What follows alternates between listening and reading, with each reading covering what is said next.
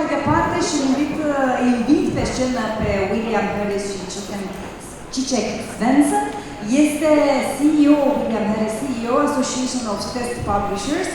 Cicek Svensson este vicepreședinte Multilingual. Cei doi vor prezenta împreună următorul moment care are în prim plan importanța evaluărilor online de personal pentru domeniul HR. William, Cicek, please join us on the stage. Beautiful, Cicek.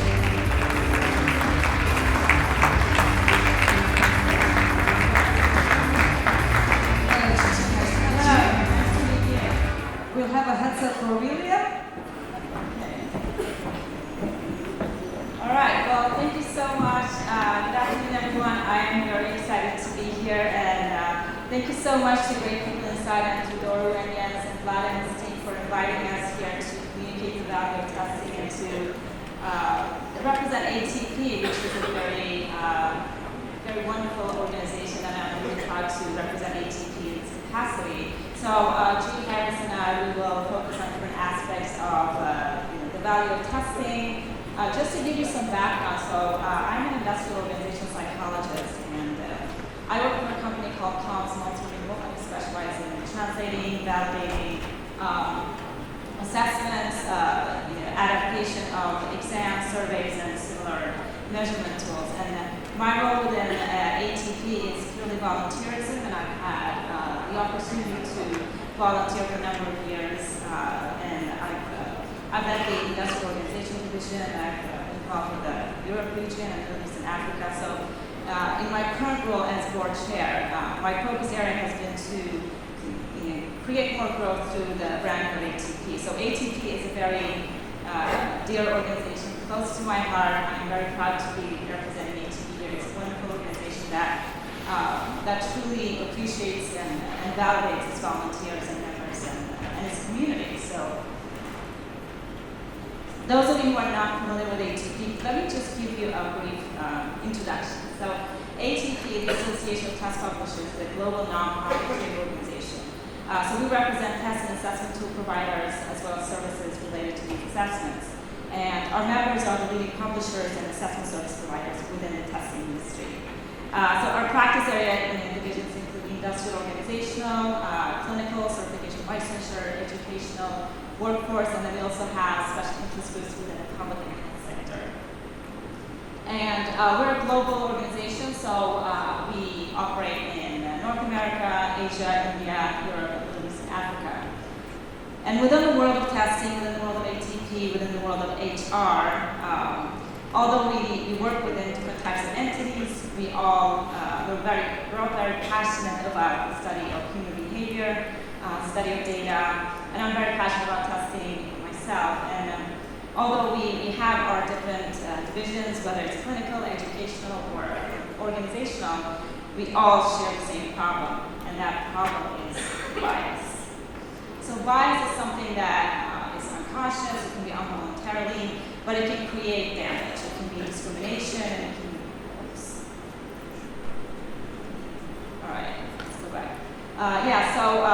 it can create exclusion and involuntary damage as well as involuntary practices. So within our industry, it's important to be aware of bias.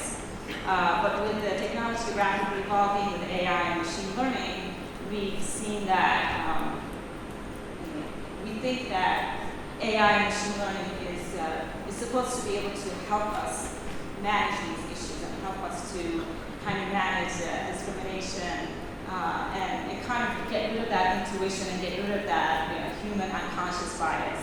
But it turns out that AI in itself comes with bias. It's called AI bias or algorithm bias. So what it means is that, I think there's something wrong with this. Okay, here we go. It's a phenomenon that occurs when an algorithm produces results that are systematically prejudiced due to incorrect assumptions in the machine learning process. That was a long sentence.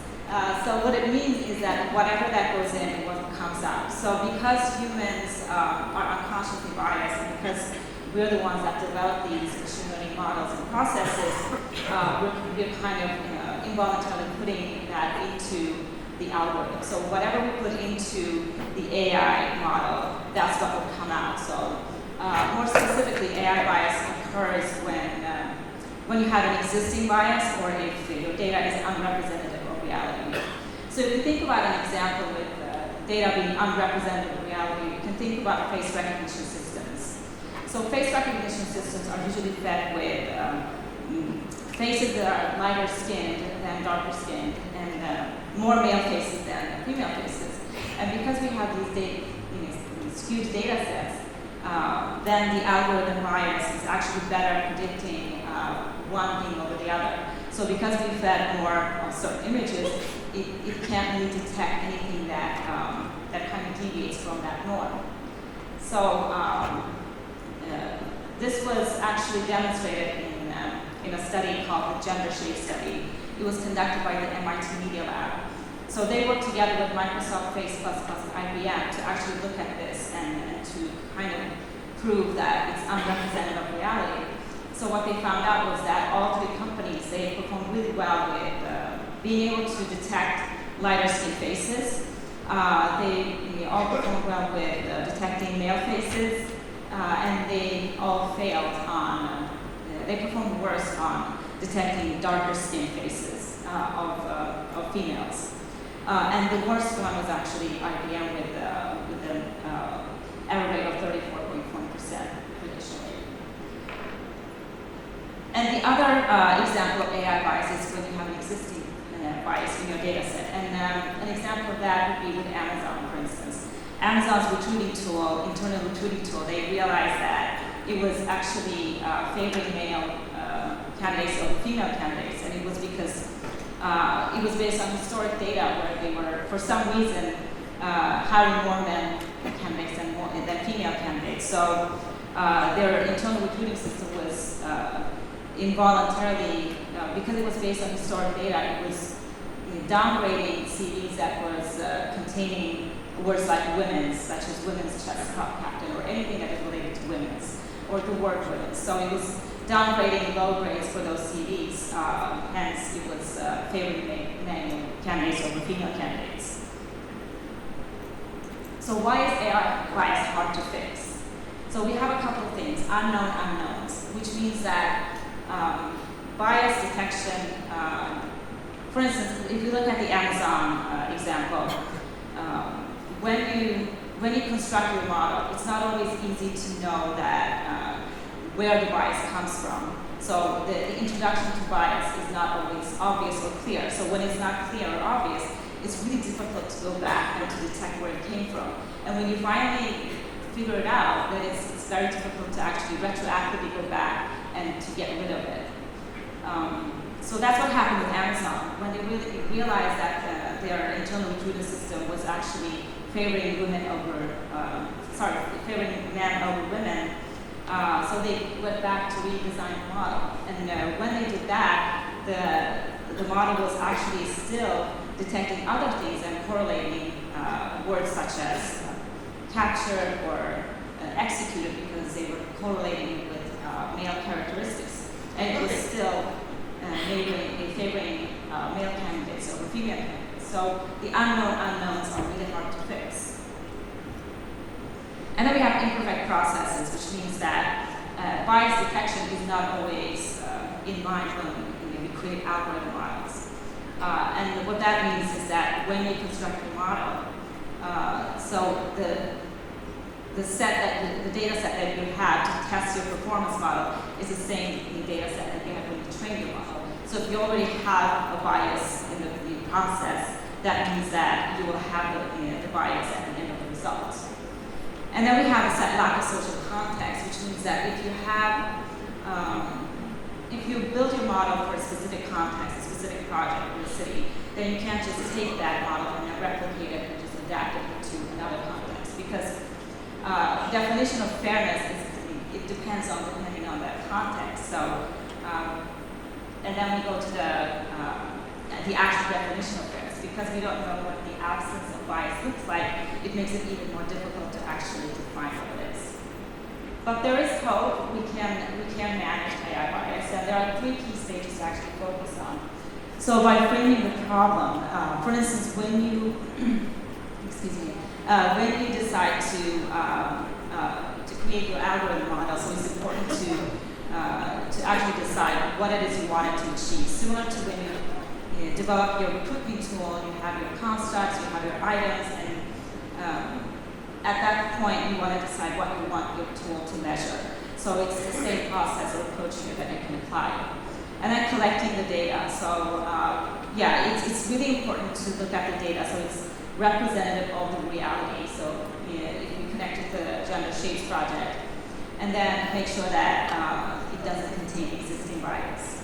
And how can you do that? You can do that by preparing the data. And while you do that, it's actually possible to include or introduce bias in attributes such as gender or years of experience or level of education. So if you have that in mind when you prepare your data, you can actually manage the outcome of that. So and with AI bias, it's not magically something that happens within the algorithm. It's not something that is necessarily happening. AI is something that is constructed by human beings, and because human beings are unconsciously biased, and because it will always be there, it's something that better than get rid of it, which may or may not be possible in the future, but it's good to have that in mind because as long as humans are biased, the AI model can also be somewhat biased. But there are ways to manage it, and AI is useful in so many ways, and we've seen that earlier today with Dan's presentation. So I think with caution and also just being aware of those issues, and also make sure that AI is something that can be really functional, can work as an assistant. It can actually make things a lot more efficient and scalable. So although it comes with bias, it's actually a really good tool. So that's all for me, and I'll hand over to G. Thank you.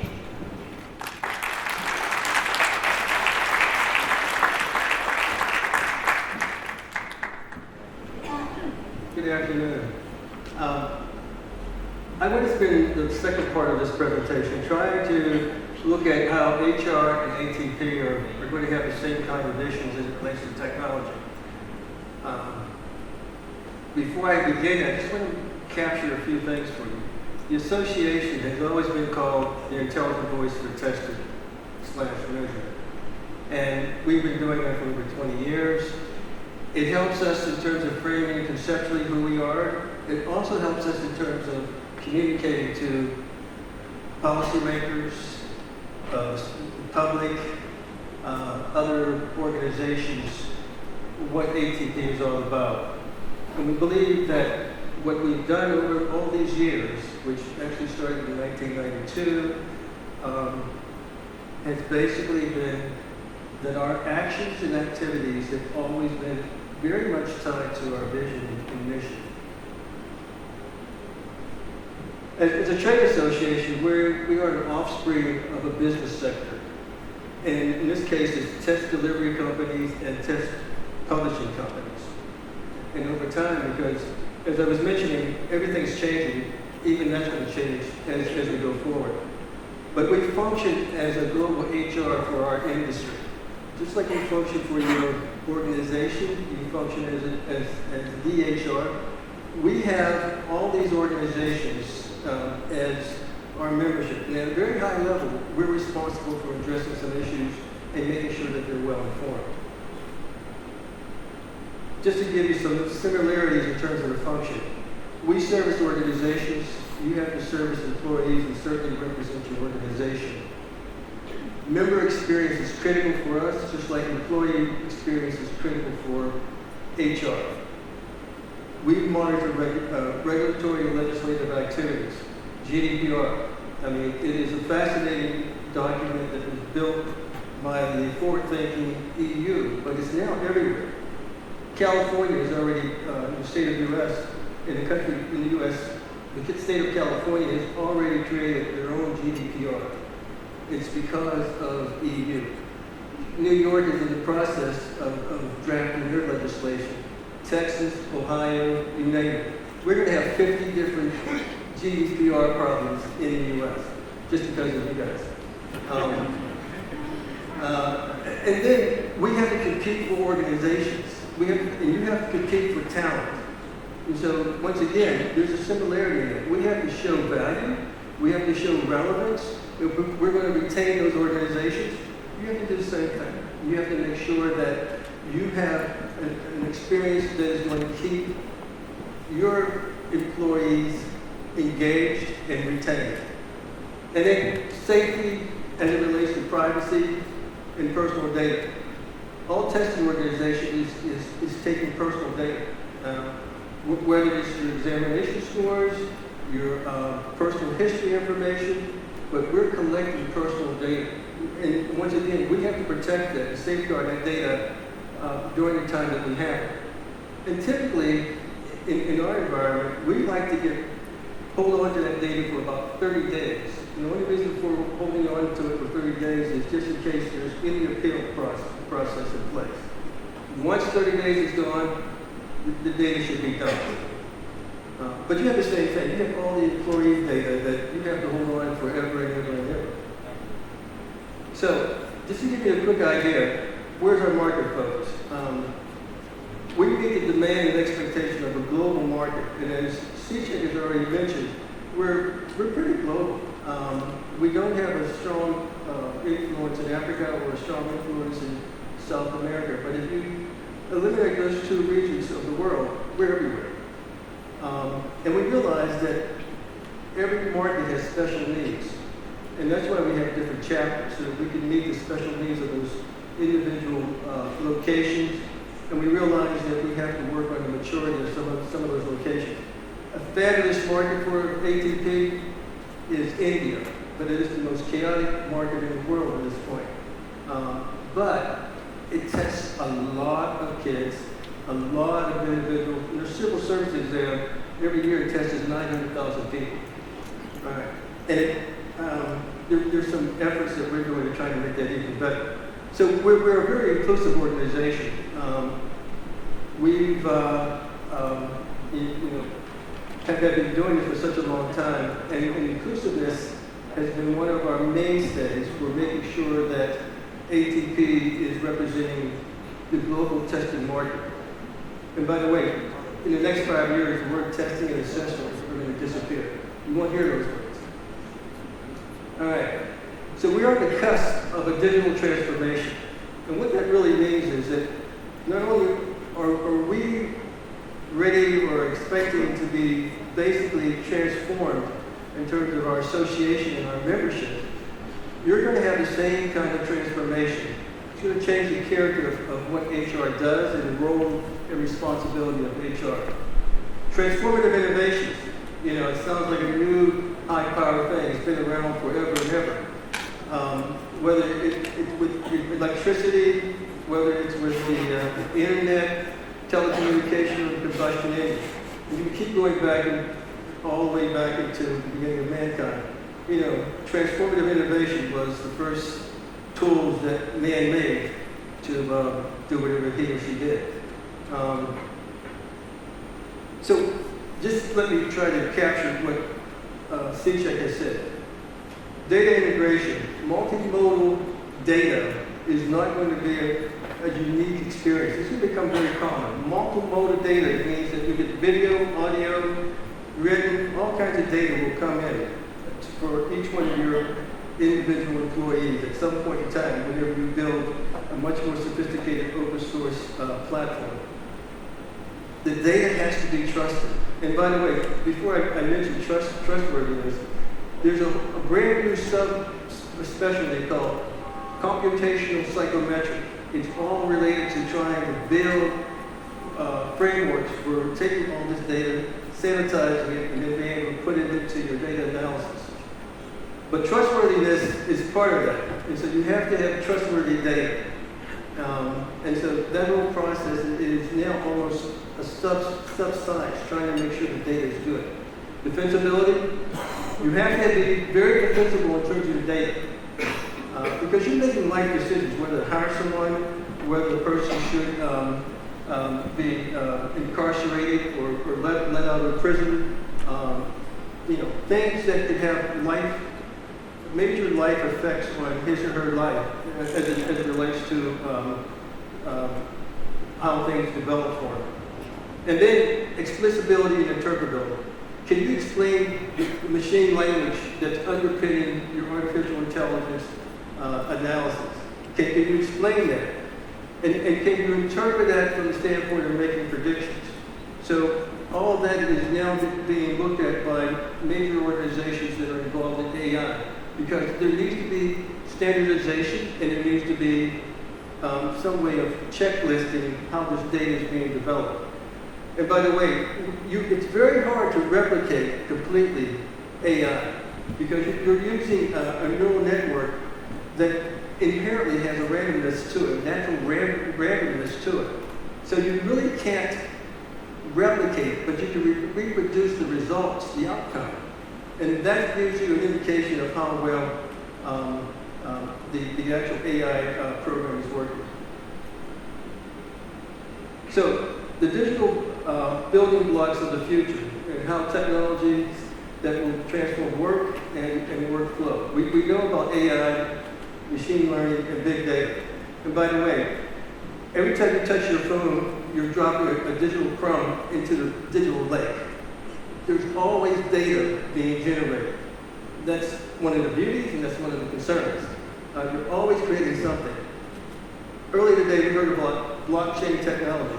That's going to be your infrastructure for all the emerging technologies. They're going to basically be handled through the blockchain technologies. Immersive learning, if you're not doing it now, you will be doing it, because virtual reality and augmented reality are two things that are very common now in terms of training. And they're just going to get better and better and better. And you're going to be able to take full access. Not only if you want all this data coming in, you need to be on an open platform, because there's going to be so many different systems that are going to provide this data. And if the data is not able to talk to each other, you can't pick it up and you can't process it. So interoperability is critical. It's been around for a long time, but we're finally beginning to realize that interoperability is fundamental to much of what we want to do. And all this has to give you an opportunity to give the very best as it relates to the employee experience. The employee has to realize that you really want him or her to be here. So, blockchain technology will inspire a lot of HR applications going forward. It is no longer considered to be an evolutionary influencer. It's considered to be a revolutionary influencer that will overtake HR functions, especially the pain points, your pain points, over the next 5 years. You can manage your employee data from the very beginning to the time at which that individual separates from the job. So what is blockchain technology? I think we have speakers coming in that will talk about this in greater detail, but for now, let's just say that it's a secure data base that is very difficult to tamper with and create fraudulent data.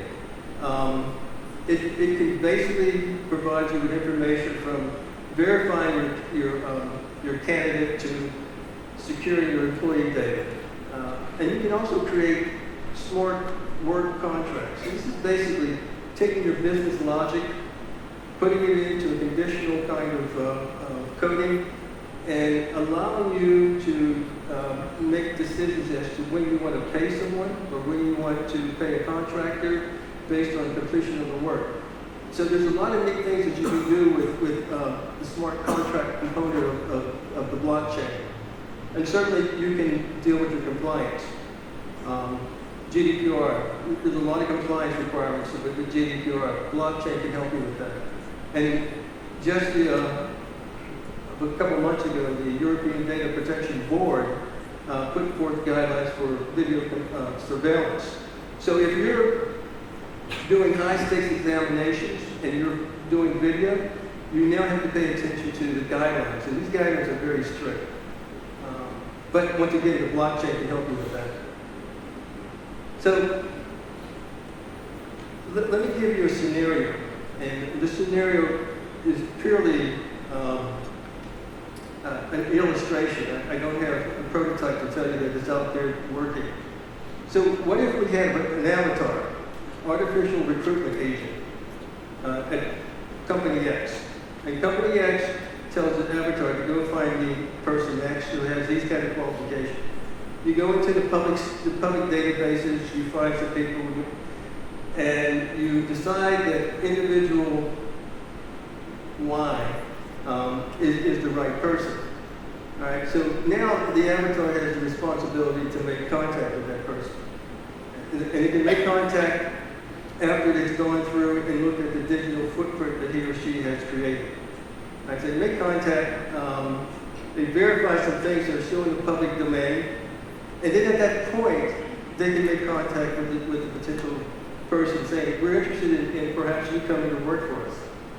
And so the person says, well, I'm interested in hearing more about it. And so you tell the person, this avatar tells the person, well, can you give me permission to access your data? So that's called a permission job candidate. So, because I no longer can get all the information I need out of the public sector. I have to go down to more specific databases. So you have to give me permission to go in. I go in, I get the information, confirm that this is the person I want. Then I say, well, I want to make sure you like this job. So let me give you a virtual reality job-inspired, a job preview, and let you really get a feel for what the job might be. See if you like it.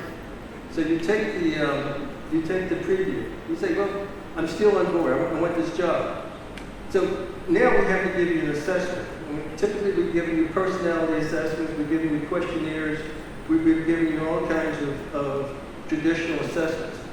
But this time, you're going to be given more of an interactive experience, adaptive evaluation, where you're not answering 1, 2, 3, 4, 5 questions. It's just how you interact, how you respond, and that data is going to be used to make a decision as to whether you are appropriate for that particular job. So you might call it an adaptive experience inventory. Now, you candidate gets the feedback. Okay, so get the feedback, and you're at the point where you really do want the job. You're committed to working for this company. The next step is the hiring manager. That whole process will be an interaction between the avatar and the hiring manager in developing the interview. The interview will be developed. A face-to-face interview will be done, and it could include the avatar as well, depending on whether there are certain areas that have not been well covered by the hiring manager. Once the decision is made, you're offered the job, it will tell you what type of immersive program you're going to be engaged in over the next 24 months with the idea of trying to keep you hooked and keep you committed to this job. It will offer you your benefits. It will tell you what your opportunities are. It will tell you how you can be promoted. That's just an illustration of how technology is going to influence what we do going forward. And by the way, one of your gold sponsors, Aon, has actually put together a more detailed future description of how this assessment process will work. So where are we? I think, just like ATP, the HR sector of all companies are at the intersection of 3 forces. Digital transformation, a rapidly shifting business environment, and an ongoing search for talent. And frankly speaking, the convergence of all these technologies is going to be one of the most powerful tools that ATP will have, and one of the most powerful tools that the HR community will have in trying to address these forces and other forces. Let me leave you just with a few final thoughts. There's something called the Amara's law, that people tend to overestimate the effects of technology in the short run and to underestimate its effect in the long run. It's pretty true. I mean, just look back at some of the technologies. And then finally, there's this very brief saying by Gibson that says, the future is already here, It's just not very evenly distributed. Thank you.